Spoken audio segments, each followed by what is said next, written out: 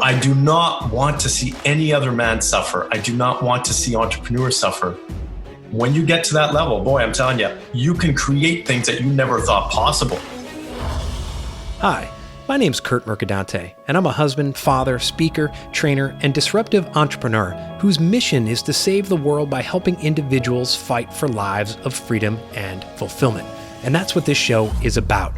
We're here to help you fight apathy and conformity in your life. We're here to interview and tell the stories of individuals around the world who are helping others live lives of freedom and fulfillment as well. This is the Freedom Club Podcast, and we're grateful you're here. I want to let you know that today's episode is brought to you by my very own Productivity Superhero Accelerator. If you're someone who's sick and tired of being sick and tired, of feeling overwhelmed and frustrated and busy, but not truly productive, then the Productivity Superhero Accelerator is for you. Go to curtmercadante.com, click on the Accelerators tab, go and apply for the Productivity Superhero Accelerator because it's time to be truly productive, not just busy. Now, I'm excited to introduce today's guest. His name is Purdeep Sangha. I'm excited because his journey, his story is somewhat similar to mine in that he was in a very high-profile, well-paying, but high-anxiety corporate job. But you know what? It was having a very negative impact on his mental health, his physical health, and his relationships with his wife, with his kids. And so he got the hell out. And now he works through his coaching company and his podcast, Male Entrepreneurs. That's the name of his company and his podcast, The Male Entrepreneur. We talk about the unique challenges facing male entrepreneurs. We talk about identity. We dip into psychology. We talk about his journey, all that and more on today's episode. Here's my interview with Purdeep Sangha. Thanks so much for coming on the show today, Purdeep. Hey, man, thanks for having me, Curt. I totally appreciate it. Yeah, we were a common acquaintance connected us. We had a call last week. I love what you're doing. There's a lot of, I hate the word synergies, but there's a lot of alignment, let's say that, between what you're doing and kind of my philosophy and where we're going, which is great. And so happy to have you on the show. Yeah, it's great to be here. So, Purdeep, you are right now, your company is The Male Entrepreneur. Your podcast is The Male Entrepreneur. I want to talk about the road, about both those, your company and your podcast, your road to getting there. Mm-hmm. But the first question, it's a question I always ask, unless I forget, and I have to remind myself. But the question I ask every guest is, this is the Freedom Club podcast. What does the word freedom mean to you? Oh, I got a simple one for that one because it's something that I talk to my clients about and the people I talk. It's really being able to do what you want when you want. And I think so many people take that for granted. I know we in North America take that for granted quite a bit. A lot of people don't have the freedom to do what they want when they want. So that simple, that for me is just simply the definition, being able to get up, go anywhere you want, do whatever you want, spend time with your family, eat the meal that you want, and just live life.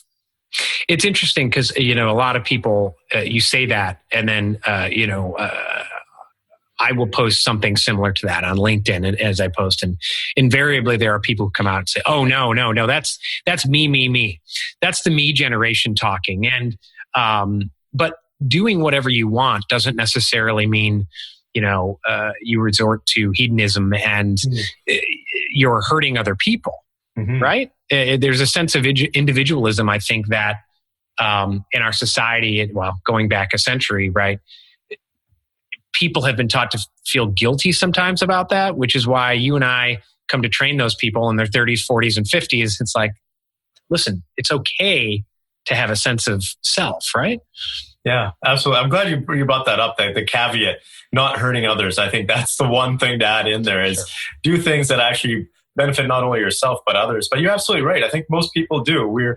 It's a weird dynamic because we're taught to be individuals, especially in North America. In European cultures, it's Asian cultures, it's even a little bit more different. They're taught to be more of a unit, but we're taught to be individuals. Yet it's kind of bad to go for what we want, right? It's almost selfish to go for what we want. And I think I'm a firm believer, and I'm a very spiritual person. I believe in the universe. I believe that we're put on this earth for two reasons. One is to enjoy life, to live it to the fullest. And the second is to help people.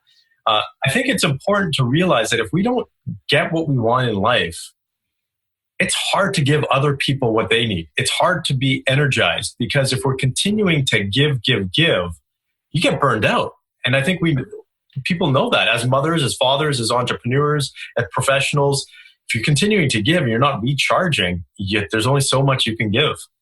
Yeah, and it's interesting because that dynamic you mentioned in terms of we're taught to be individuals, but at the same time taught to feel guilty. Ayn Rand writes about this, in The Fountainhead and in Atlas Shrugged, in terms of, entrepreneurs, and you work with entrepreneurs, are creating things that may, in fact, change the world. Mm-hmm. But people don't think of them as, society writ large, I mean, some people don't think of them as helping society. Often it's, how much are they making? What kind of house do they live in? And they're held up versus someone else who maybe didn't create anything, but gives some money to charity. And I'm not saying either is more noble than the other, but that's kind of the point, right? It's there's creators. As an entrepreneur, as you risk things. You risk your ideas. You risk your money. You risk, you may leave a job, and you had a career shift, and it's a risk, right? My daughter, I used to have an agency, and we have a house. We have 2.5 acres. We're on water. And it's funny. We actually paid less for that than we paid for the postage stamp in Illinois, where the taxes are high. But we have a nice house. My daughter is constantly, it's almost as an insult, other kids saying, well, you're rich. You're just rich. Almost as an insult. And she doesn't know what to say to them. And first of all, I told her, I said, we're not rich. Secondly, thank them. And say, yeah, my dad risked a lot, and that's where we are. But it's that you put it perfectly. We're taught to be individuals. We're taught to go for it. But then when people are individuals, they're made to feel guilty. Feel guilty, yeah. And it's interesting. I had that mentality too. My parents kind of taught me both. And I was confused because my parents it's funny. My parents used to say, money doesn't grow on trees. Interestingly enough, we had a family orchard. So we grew apples and cherries. And I used to laugh at them. And this is where I got the beats a little bit, where I'd be like, no, mom and dad, look outside. Money does grow on trees for us, right? Literally. So it's really in our upbringing, and it's how we're taught. And I don't think there's anything wrong, but I will say, having money is great, but it's what we do with the money that's the more important thing, right? And I think there's a few bad apples out there that just generally, and the media jumps on it and everybody jumps on it because you have a few bad apples that have a ton of money and they're just hoarding it and they're not doing anything with it. But there's a ton of philanthropy that's happening as well. There's a ton of people that are wealthy that are contributing to the people that don't have enough to survive in life. So it's an interesting dynamic. I don't know what to say, Curt, because, with the media and with all the stuff that's happening, it's like, what is reality out there? The best thing that we can do, I think, as entrepreneurs and people is really just have an influence on our immediate family and our communities at whole, right? Yeah. No, absolutely. Absolutely. I interviewed an individual yesterday, Michael Strong, and he has created a growing network of schools called the Academy of Thought and Industry. And it's a totally alternative school that hopefully someday may not be alternative, but it's not this kind of set curriculum, conformity, sit down for an hour. You're actually making things. There were people actually that are forming companies out of it, and it's based on entrepreneurship. And it's interesting because education can be a very, here in the US, especially, I don't know if it's the same in Canada, but it becomes a hot topic politically because of the teachers' unions and other thing and the money that goes into it. And it's interesting because he talked about as he's building this school, some of the people who are most interested in it and probably investors and other things. It's Silicon Valley, Austin, Texas. It's the entrepreneurial model. And a lot of these folks on a lot of other issues are totally not aligned with other people who would be aligned on this one issue, entrepreneurship. Mm. And he talked about transpartisanship, which is this kind of let the people who want to be ugly meaning, politically and angry and all that, let them do that. let's be entrepreneurs and let's just get stuff done. Like you said, for ourselves, for our families, for our communities. And I think that's the beauty of entrepreneurship. Ignore what's going on in DC or we're in Ottawa, and get stuff done. So let's, I want to talk about the podcast. I want to talk about your current company. How did you get to, you're wearing the male entrepreneur shirt. How did you get to this point? You weren't always a coach and a trainer and a podcaster. No. I was an executive at one point, and because my parents, they were entrepreneurs, but they also had a tough time too, because they came here from India with nothing, and they worked for minimum wage for a long number of years before they became entrepreneurs themselves. And they basically taught me, they said, get an education. And so just like any typical Indian immigrant family at that time, they were like, be a doctor, engineer, or lawyer. So I was being kind of groomed into the doctor avenue, and it just so happened I was good at academics, and I was going through that path. And I've been to a lot of schools and universities and business schools, and I landed into that wasn't for me. I actually switched over into finance and business and went down a completely different path. And then I ended up in the corporate world. And I was an executive for a long number of years, and I was a successful executive. On paper, I had it all, you could say. I was making great money. Had great access to events. I could take people out for dinners, go traveling, all expenses paid. But I just wasn't happy. I was not happy at all, because I knew that there was always a ceiling, that I can only go so far, that the work that I was putting in, because I was not working, I would say, a lot harder than all the other executives, but I was definitely making a massive impact. And I just knew that this wasn't going to be rewarded in the way that I wanted to. And it was also impacting. So I would sit around the executive table and we would have conversations. And I just quickly noticed that people just weren't open. There was a lot of self-interests happening, even though people talked about the values of the corporation. And we are here, and especially in the industry that we were in, which was in banking, we talked a lot about the end consumer and the client, but we didn't really show it. And there were a lot of decisions that were being made that I said, no, there's people that are talking behind each other's backs on this. And that's the one thing that really bugs me is the corporate politics, because I believe in order to have an effective company, you have to have everybody aligned, and back talking is not effective at all, and backdooring. So I literally just walked into work and I quit. I was done. And another, I would say, an accelerator for that was my wife and I were having some serious challenges. We were at the verge of divorce. We were considering divorce. We hadn't signed the papers. We had a young child at that time, but we were just having a tough time. And I wasn't being the man that I wanted to be ultimately, right? I just had it all, but I wasn't the person I wanted to be, bottom line. So I just walked into work one day and I quit. And then everybody said, you're crazy. My parents looked at me and said, what are you doing? Like, this is, you had a golden opportunity. You had everything carved out for you.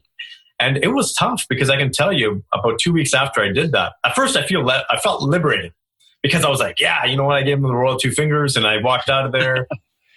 And then I said, oh crap, like, what am I doing? Because I left. People weren't happy that I left. Word got out quick. People actually thought I got fired. Yeah. They're like, what did you do? Why did you get, what happened? It was just, and I said, well, it was my free choice. I just got lucky enough, I would say, and I'm a firm believer in destiny, doing what you're meant to do, having a purpose in life. And then all roads kind of led to this path through, I was coaching entrepreneurs on the side as an executive. And it's something I love to do. I love helping people. I love helping people break through their roadblocks. I love when people say, I got it. Now I can actually go and implement this, and it makes a difference in their life. And so I just continued down the path and said, why don't I just see if this works full time? And one door led to another. It's not that I didn't have hiccups, but I just started coaching entrepreneurs. And then I realized that entrepreneurs didn't need help with the business strategies and tactics. They did, but that was secondary. It was really their, what I call the self-mastery skills, aligning their mindset with their emotions and their energy. And that was 80% of the work that I was doing. And I was surprised, because everything was pushing me towards business coaching. and the traditional business coaching. Sure. Hey guys, this is how you build your marketing. This is how you build your sales. This is how you build your operations. This is your human resources plan. That's how you grow your business, right? And we'll talk about finances, all that kind of stuff. But then it just kept pushing me towards, no, you got to help these people further, deeper. They're having relationship challenges. These people are actually depressed, right? And we think a lot of entrepreneurs live a happy life. In reality, no, they don't. You're absolutely right, Curt. They suffer the most because they put everything on the line. They're not getting that constant paycheck, right? They're mortgaging their homes. They're mortgaging everything to put into their business. And a lot of times the entrepreneurs that are, have the money, they've gotten to that point, they're taking vacations and they have a successful lifestyle. But the ones that haven't reached that point are sacrificing all those things. And so people, I realize, are just not as happy as they should have been. And I realized specifically with men that they were having a tough time. And it just so happened that as a result of a breakup with my high school sweetheart, I was absolutely in love with her. We were together for 7, 8, it was 9 years that we were together. And when we broke up, I was devastated. I went into depression. I went into hardcore. I was even contemplating, do I even want to continue to live? Wow. At that moment, I actually made a decision. I said, I want to know everything about relationships that I can. What makes men tick? What makes women tick? Because I do not want to go into another failed relationship. And I want to know what I did wrong. And so I started studying psychology. I started studying the psychology of women and psychology of men and relationships. And that led to leadership psychology, performance psychology, neuroscience, mindfulness. And so that's kind of been my passion on the side. And all of that is what I help entrepreneurs with today. Because most men, let's just say in their relationships, are not happy. I'm being completely honest. Most men are not. I just got off the call with a woman that's in we have a local business group here that we just talked about business. And then she started talking about her relationship. And I got into her about how men work and how women work. And I spent an hour and a half on the phone with her about her relationship because she wasn't in a happy relationship. So we have this persona that entrepreneurs live a great life, but a lot of them really don't. And so that's my personal mission, is to help men. And then on top of that, we have another dynamic, which is this whole toxic masculinity. Sure. And telling men that it's not healthy to be masculine. And it's right beneath the surface right now. And we have certain politicians and certain, powerful positions that are a representation of what's happening, that men are fed up and they don't like this. And then they respond in what I call not a very mindful way. And they have very poor leadership skills. And so men are questioning themselves. A lot of men are questioning themselves in terms of, am I supposed to be a man? Am I supposed to act like this? Am I not supposed to act like this? How am I supposed to interact with my wife? Am I being too controlling, right? Am I being controlling at all? Am I being a man or am I not being a man? And they have all of these questions here. It's almost like men have forgotten how to be men. And that's impacting how they run their business, how they are in their relationship with their spouse, and ultimately how they're raising children.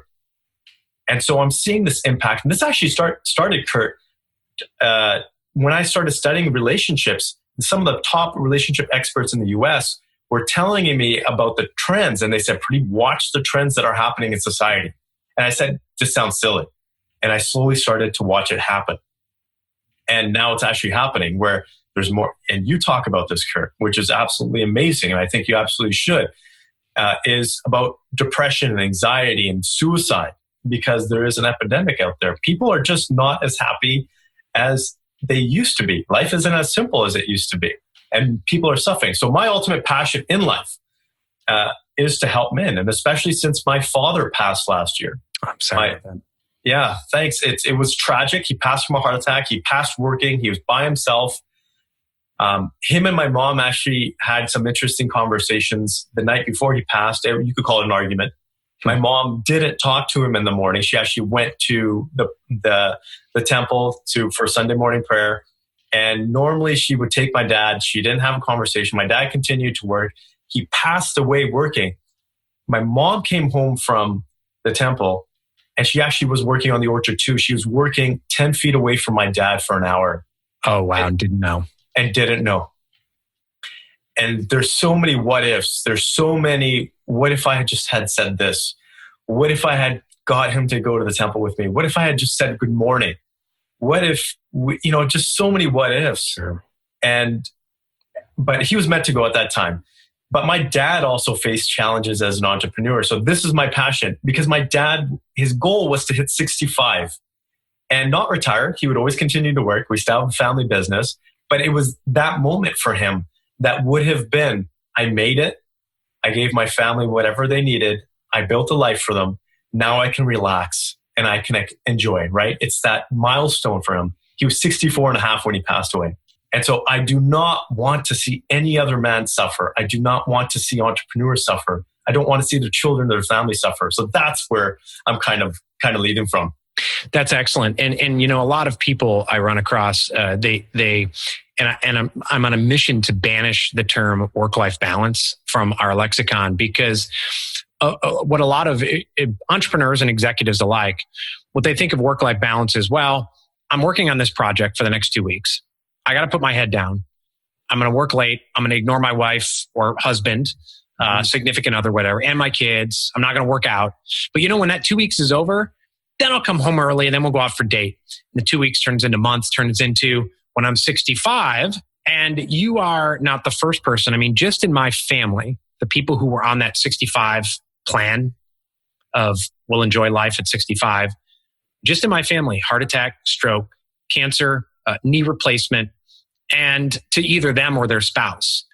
And, they spent life waiting in many cases where, time is, a lot of people think money is not renewable. Whether you want to believe it or not, money is 100% renewable. It's not easy to get, right? But it's renewable. Yeah. Time, you cannot have time back. And you don't want to have a life of regret. And, So, on that note, on the work-life balance, and I like to talk about alignment between your work, your family, yourself. And you, going back to what you mentioned when you were in the corporate world, and there were some things going on within the office and around the table that you didn't like. At the same time, you were on the verge of divorce. What was the linkage between the two? Oh, yeah, great question. So the linkage was, I just wasn't being the man that I wanted to be. I wasn't authentic to myself. I wasn't living the life that I wanted to live. I was living the life that other people wanted me to live, that I thought other people wanted me to live, and that society is teaching people how to live, because we're all meant to say, be successful, have a great paying job or entrepreneur, have this big house, drive fancy vehicles, right? And look a certain way, dress a certain way, and be a certain way. And I had literally lost myself as a man, as a person, as a human being. I lost my identity, you could say. Even when I came out of it, Curt, this is being in the coaching space and in the influencer space, you need to be aligned with your identity. And you have to be aligned with the message that you have. And even me at that point, having all the knowledge when it comes to the psychology and the neuroscience behind it, I wasn't even aligned at that point. I wasn't living to my own game. I came out and I can tell you, I had a tough, people would say, you know what, you should do interviews, you should do podcasts, you should do videos, make videos. At that time, I said, honestly, I don't even know what to say. I got all this knowledge, but I don't even know. It's not even what to say. It's how to say it, because I lost my sense of who I was. In the corporate world, I was groomed to be a professional. Suit, tie, speak a certain way. You don't say certain things. Don't swear, right? I literally lost all sense of who I was. So I came out and I had to rebuild myself, which wasn't easy. Yeah, it's. I have an accelerator that I do called Your Purpose is Your Brand, which speaks to that in terms of, if you don't have that clear sense of who you are, then, and you can tell people, you watch the videos, you watch whatever, and you're like, that person is full of it, because they have no idea who they are as a person. And you can tell, you watch them over time and they kind of shift from week to week, and a lot of people are like that, right? Because they've lost their sense of self. Either it was stripped out of them by school, by parents, sometimes by a job, or all three combined. And so at some point, it's almost like they've outsourced not only their sense of self, but their opinions, their beliefs, their values to well, what do the majority of my Facebook friends say? What does my boss want me to be? What does my whoever want me to be? And it's dangerous. No, and especially with social media. I'm a firm believer. I'm not going to post pictures of my house. I have them in some of my videos, motivational videos, but I don't constantly post pictures of my house or my vehicles or anything like that, because I don't think that's healthy. As much as people think that it's motivational, I don't think it is, because as much as people do get motivated, there's a lot of people out there that aren't in that space and don't have the means at this point to get to that level. Yes, it may motivate them, but what it's doing to a lot of people as well. And I say this to my wife, I say, if we're going to post anything on social media, let's be purposeful for it. Let's make sure that it moves people forward in some particular way. And so this whole thing about living to a specific standard of being a certain way is just being exponentially added or grown by social media. And so it's not healthy. And I know that the rates of depression, as you mentioned, are increasing per generation. Anxiety, mental health disorders, all of this stuff, they're linking it to technology as well. So I think, and this is my personal opinion, Curt, and I'm not one of those doom and gloom guys. I'm very optimistic, but I think we're in the perfect storm right now, because we have some powerful people in some positions. I'm not going to get political, but that are causing some worldwide uproars. We have this challenge with the Me Too movement and toxic masculinity. There's a butting of heads right now between, I'm not going to say at the local level, but at a grander scheme of things, between the men and women. And then we have, all of these world issues. We have the climate change that's happening. We have, all of these things that are happening all at once. And I'm a firm believer that over the next 10 decades or 10 years, we as a human species, we're going to have to figure out whether we want to live on this planet or not. Yeah. Right. We're going to have to come together in some way, shape, or form and say, let's band together. Let's work together. Let's actually help each other grow, because we can. With the technology out there, you said something before, which is entrepreneurs make change, right? We grow the economy. We do things to benefit the world. Absolutely. There's so many things out there that we could take advantage of to help people, to feed people, to do things and move forward. Now we're getting into the philosophical realm, Curt, and we could take this in any different direction. But it's like, where do we start? What do we do? And I agree. And I think that, if you look at some of the threats that have hit humanity and the earth in history, I can't remember, 75,000 years ago or something, Mount Toba, which is Lake Toba is now there in Sumatra, right? There was a massive volcanic eruption that some people thought, some researchers think, caused a massive, cloud for thousands of years and reduced the human population to a few thousand, I think under 10,000.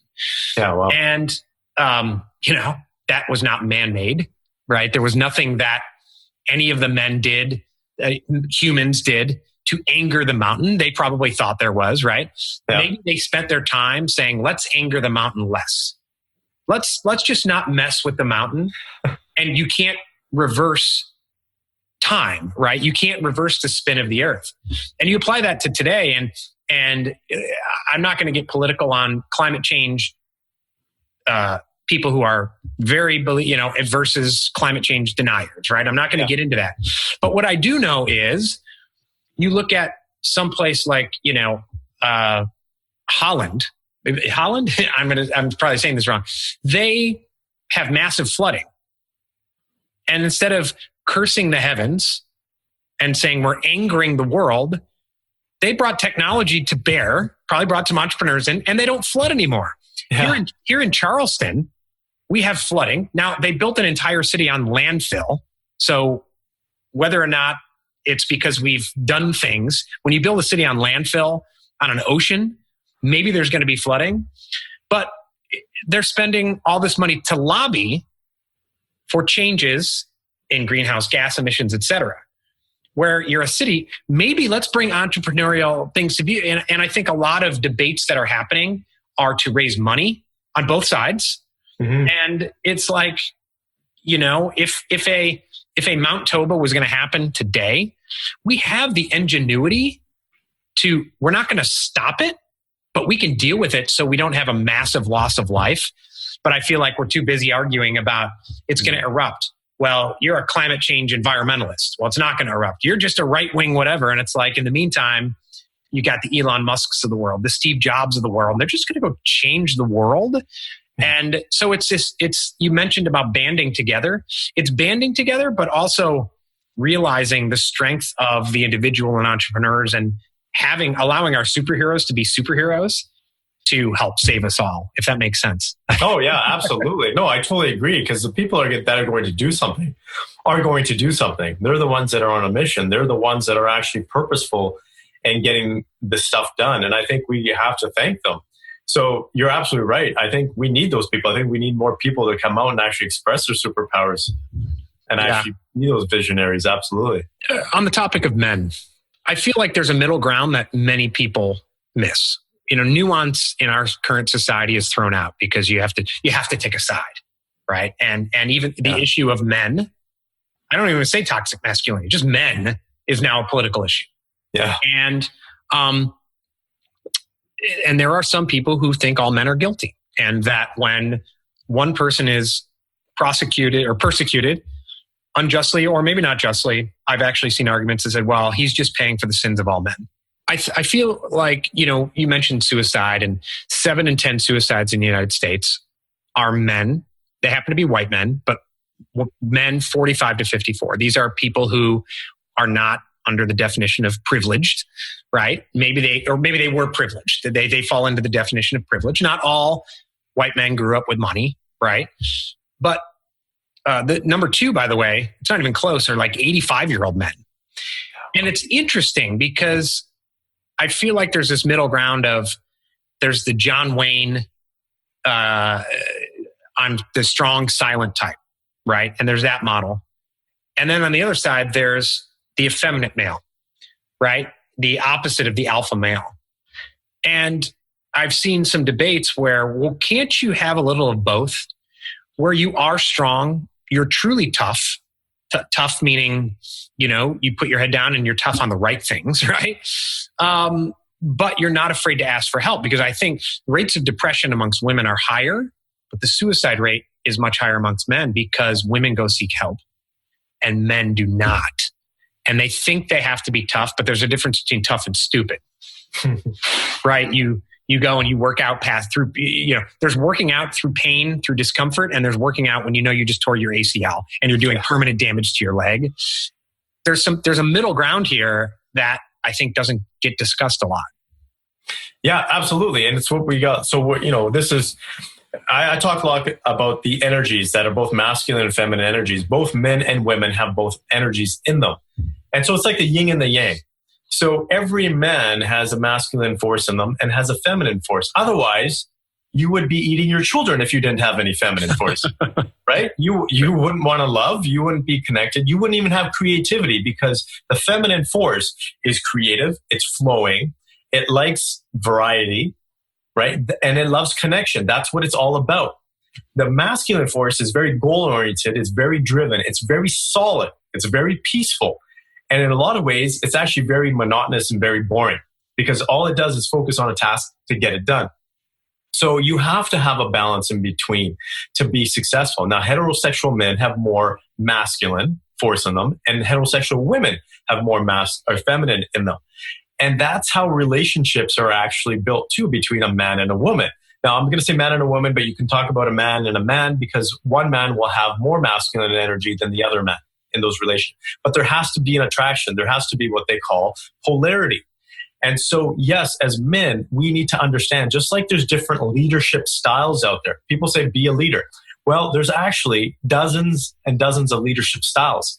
And the simplest way to put it is situational leadership, which is being able to switch from a particular type of leadership to a different type of leadership, depending on which situation you're in and who you're dealing with.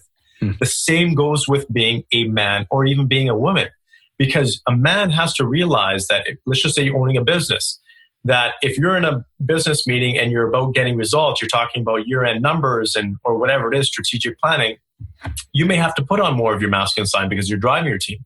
But if you're sitting and you're actually trying to motivate your staff and make connection, that's when you have to put on more of your feminine force. I'm not going to say you have to be feminine. There's a difference between a feminine force and being feminine. I just want to make that clear. Feminine, you just connect more, right? And you can do that as a man.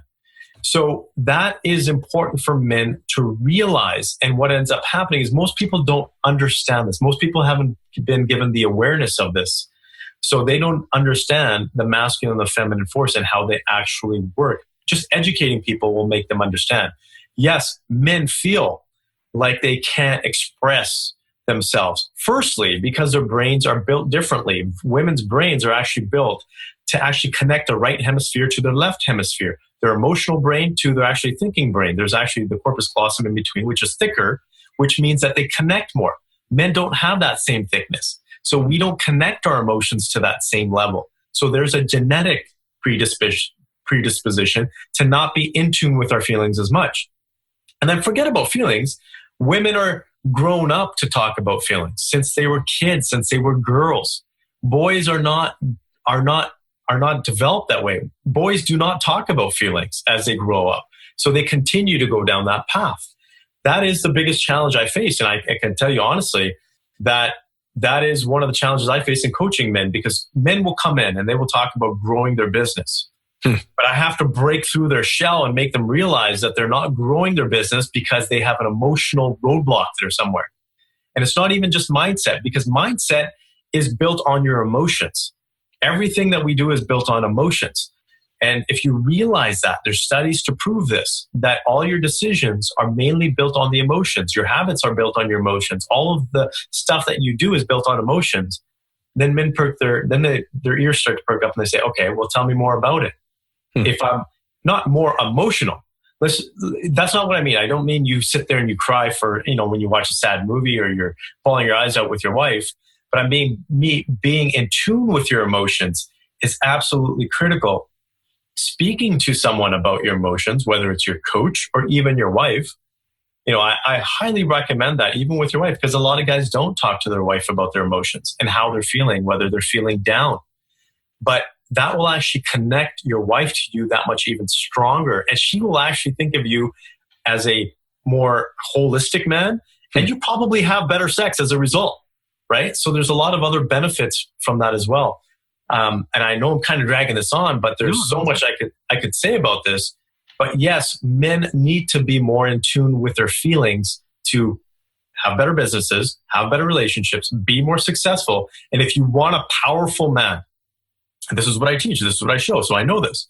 You want a powerful man? That man needs to be in tune with his emotions. He needs to know how to use his emotions in what situation. Because when I was at Stanford, they were doing, and they continue to do these studies, is the implications of emotions on decisions. And the more emotions you put behind your decisions, the more committed you are, the more passionate you are, and the more effective you are in taking that action. So that is something to realize. Don't just make a decision, say, I'm going to do this. Say, I'm going to do this. Put every single emotion you can to drive yourself in that direction. Because when push comes to shove, when someone's going to throw you off track, which they will, your emotions are what perpetuate you to move forward. It's as you were talking about, powerful men really understand and get in touch with their emotions and can harness them, for lack of a better term. Maybe not control them, but harness them. Yeah. I was thinking about I'm a big superhero nerd, the story arc of Bruce Banner and the Hulk in the Marvel movies. And it comes to the end, in Endgame, where as Bruce Banner, he was smart, but he couldn't really do much to save the world. He had to turn to the Hulk and he hated it. As the Hulk, he destroyed too much stuff. In Endgame, he becomes Professor Hulk, where he's the best of both worlds, where he's smart enough, he's kind of harnessed them. And it's almost, you don't want to say become the Hulk, but become Professor Hulk, right, as a man, because when you need to smash, you're going to smash. When you need to be smart and listener, you can do that. And I think that as by this very fact, you're combining the best of both worlds. It's nuanced, more nuanced versus the people who say smash or don't smash. Yeah, we're in the middle. Yeah, I'm so glad you brought up that analogy because that is such an awesome analogy. I didn't even pick up on that, but you're absolutely right.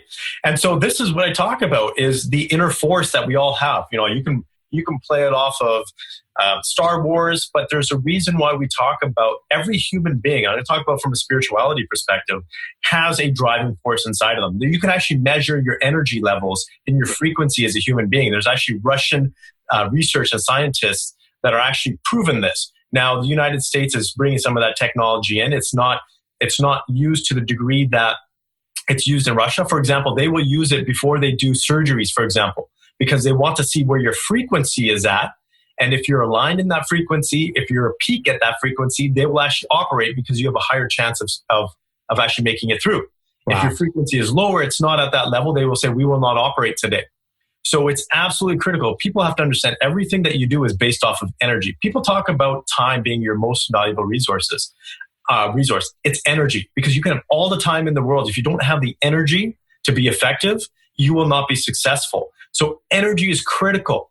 And so by aligning your thoughts, because most men or even women want to be successful, they say, I will be successful. People even do affirmations and say, I am successful. I am powerful. I am successful. I'm powerful. But what they're not doing is they're not bringing their emotions to that level. So you have your mind thinking one thing and your body is actually not aligning from a frequency standpoint. And so there's actually two different frequencies between your mind and your heart. And there's studies done, and your heart actually has a frequency. It's called the heart variability. And in most cases, most people are not sync. They're not sync. Their brain waves and their heart waves are actually off kilter. They're offline. But you can actually go into and actually sync those up. And when you sync those up, you actually are at a different level.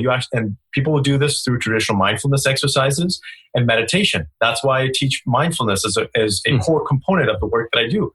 Because when you sync that up, you are at a level of being able to think beyond what you can think. You can problem solve beyond what you can normally problem solve. People talk about flow state, for example. I know you teach the flow state, right? That's when you're in that peak genius state, when you're actually powerful beyond belief. That is your inner force. You have to align your thoughts, your emotions, and your energy. When you get to that level, boy, I'm telling you, you can create things that you never thought possible. If you're not aligned, which most people are not. So there's three elements: your thoughts, your mind, your energy, and your emotions are off by at least one of those, if not two of those factors. Interesting. Wow. Yeah. And so most men, most women, we live through that. We live our entire lives that way. And then we wonder why we're not happy, why we're not getting stuff done, why we're continue. People, this is one thing, I'm on board. I just did a video on this today. We talk about perseverance, and especially as men, let's, blast through our challenges, persevere. But there's a point where you actually have to sit back and say, it's not working. I have to rebuild it. I have to ground myself. I have to sit and think, what different angles can I take, or what different paths do I have to go down? Because this is not working. What ends up happening is most people continue to do the same thing and use up their energy. So it's opportunity cost. If you use your energy trying to overcome this one challenge over and over and over and over and over again, and here's where I see it the most with people, Curt, is in their relationships. They will do the same darn cycle over and over again and use the same amount of energy trying to overcome the same challenges, that they fall into that nasty cycle, and then they wonder why they don't have energy for their business, or why they don't have energy for their kids. It's I get that question. Actually, someone in one of my accelerators asked me recently, how do you know when to stop or to quit on something? And it's hard because we're taught, finish what you start, have some stick-to-itiveness. Yes, it's interesting to explain. It's like, yes, but you got to make sure you're doing the right thing. And like you said, having those right inputs that give you the energy to get the right thing done. Because often, you do the same 5 things that everyone's done and it doesn't work. And then you're like, I'm a failure, but I'm going to keep investing in it. Right? Because, so that's sunk cost, right? You go to a movie and 20 minutes into it, the movie is the worst movie you've ever seen, but you're like, well, I already paid the $12 or $20. I drove here. I bought the popcorn. So I guess I'd better waste the next 2.5 hours of my life. You apply that, a lot of people, to their lives. You mentioned mindfulness, and I don't want you to give up your secret sauce here, but yes, no, I'm good. you have someone that you're working with and their frequencies are off and their energy is low. Where do you start with someone like that? Yeah, first of all, so there's 3 points, and I'm more than happy to share this because I think more and more people, this is about helping people. So the first thing is understanding that you can only have energy in this moment right now. So I will say, and I will take a look and say the first thing, so the first point, let's just say, is to realize that you have to live in the here and now. That's the only time where you can live. And more importantly, that's the only time where you have an impact in energy. You cannot influence your future in the future. So constantly thinking about your future is draining your energy from today. Thinking about your past all the time, the mistakes that you made, it's constantly draining your energy from today. So yes, take a look at your past mistakes, learn from them, apply the learnings. Take a look and be strategic about your future, have strategic sessions. But outside of that, you have to reduce your worrying. You have to reduce the amount of times you put yourself in the future because you can only have impact today. Here's a prime example. Can you hit a baseball tomorrow? Can you hit a baseball yesterday? Can you hit a baseball this afternoon? You cannot. There's no physical possible way you cannot. This is proven by quantum physics. The future and the past do not exist. The only place they exist is in our head. So realize that. So if you really truly grasp that piece, that is massively powerful for people. And I know for entrepreneurs, they miss out on this the most because they are with their family thinking about work. They are at work thinking about how they're being a bad father or husband or mother because they're not spending enough time with their family. It's constantly not being in the here and now. And again, technology is great. Social media is great, but it's also taking us away from the present here and now, what's in front of us. So that's number one. The second piece is what I call focus and unfocus. So it's a difference between, here's an analogy that I can use. Simplest way to use it is most people live like an octopus with their tentacles in so many different areas. What ends up happening is you don't have the same level of impact that you have. You dilute your energy. You dilute your impact just by thinking about so many different things. Concept of multitasking, it's BS. I can prove it with science over and over again. I've studied it. It doesn't work. The only time you can multitask is if you have a task that's programmed into your memory system, which is things like tying your shoe, even driving you can do to a certain extent, going for runs, going for a walk. Those are things that you don't have to really think about. But if you're sitting there, you're doing an email, you're looking at your phone, it takes you 9 times longer to actually recoup your energy levels to that same degree, that same focus. So focus on what's in front of you. And Curt, I know, again, you talk about this, you preach about this, is impact, right? Or outcomes and being intentional. And whatever you're going to do, you don't focus on that task. That is so important. And I second that, absolutely. Because that focus, you need to carve out that time and put all other distractions aside and focus on that. The other concept is unfocus. So this whole concept of being mindful and meditating, I'm a firm believer because I've seen the impacts that it's had on people. I've seen people with depression and anxiety that have come out of it just through meditation alone. Research has shown 12 minutes of meditation a day will reduce your anxiety, will reduce your stress levels, will increase your antibodies, your hormones, your positive hormones in your body for it to actually heal. So here's how most people live their lives. Our thoughts are like balloons, like helium balloons. And what you have to do at some point in time, you have to cut the straps. You have to cut them off and just let them go. And just let them go and not have them in your head anymore. Because when you do, you will experience a state of bliss, a state of peace. So there's 3 universal emotions that most people do not feel, that you can feel through meditation and mindfulness, which are joy, inner peace, right? And love. Those are 3 those are emotions of the universe. You can reach those through mindfulness and meditation. When you do that, you become that much more powerful in your life. When you meditate, when you come out of a meditation, you can go from crappy days, like absolute crappy. I've done this. I've lost a ton of money, gone into a state of meditation and come out and said, okay, what are we going to do now? Right? So yeah. That's the second component. The third component is understanding the masculine and the feminine force. Those are components because you have to understand there's a balance in there. And some men will have more feminine force in them. Some men will have more masculine. But you have to be authentic with yourself. You cannot be a man that has more masculine force and not live it out. You cannot be a woman that has more feminine force and not live it out. I'll give you a prime example. My wife, if you ever meet her, and hopefully one day you will, is, she is such a feminine woman. And she has this pressure. She's very educated. She has multiple masters. She's a nurse practitioner. And she has this, she wants to be a housewife at some point, but she feels this pressure that she can't, that it's looked down upon, and that she has to be a strong, independent woman, which is a masculine force, right? That's a very masculine force, is independence.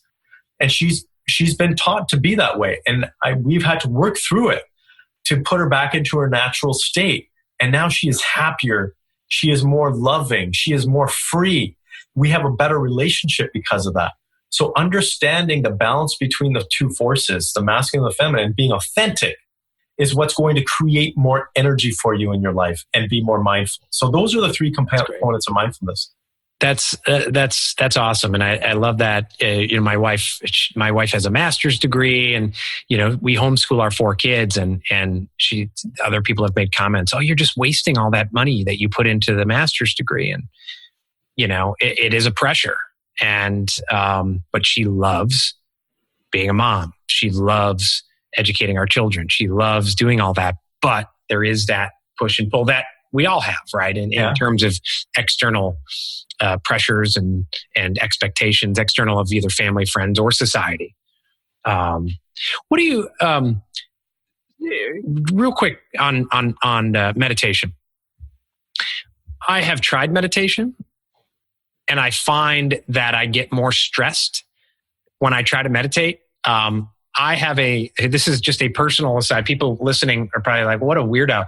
But like, for instance, when they put the blood pressure cuff on me, it's just my left arm, by the way.